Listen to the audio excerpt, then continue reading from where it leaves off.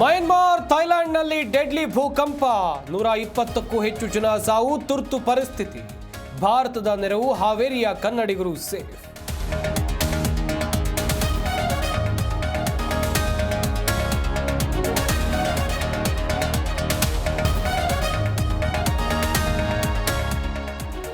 ಕೇಸರಿ ಮನೆಯಲ್ಲಿ ಯತ್ನಾಳ್ ಉಚ್ಚಾಟನೆ ಕಂಪನ, ಹಿಂದೂ ಹುಲಿ ಬೆನ್ನಿಗೆ ನಿಂತ ರೆಬಲ್ಸ್ ಟೀಮ್. ಭಿನ್ನರ ಬಣದಿಂದ ಯತ್ನಾಳ್ ಉಳಿಸೋಕೆ 3 ಸೂತ್ರ.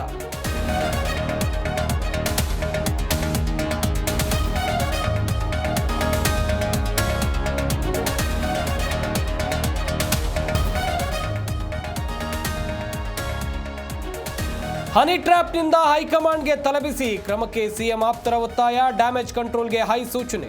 ಕ್ಯಾತಸಂದ್ರದಲ್ಲಿ 5 ವಿರುದ್ಧ ಎಫ್ಐಆರ್.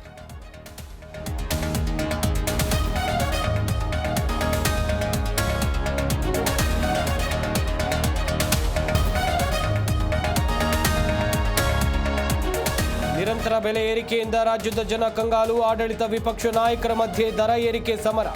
ಹಾಲು ವಿದ್ಯುತ್ ದರ ಏರಿಕೆಗೆ ಕುಮಾರಸ್ವಾಮಿ ಕಿಡಿ.